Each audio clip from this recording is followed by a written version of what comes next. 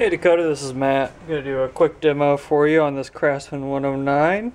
I've already turned this down a little bit. I'm going to go ahead and go a little bit more on it. I'll do a finish pass on it. Alright, I think we're good right there. A little bit of oil.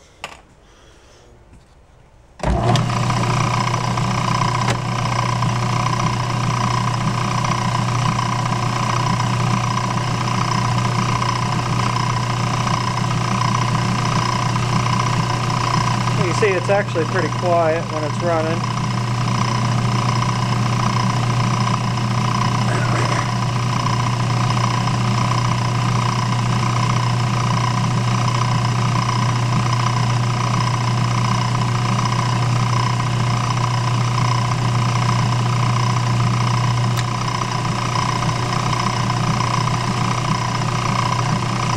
A little bit heavier pass here.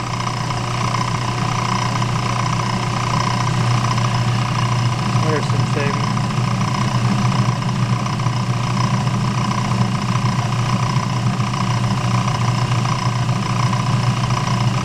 I got the RPMs down pretty low right now.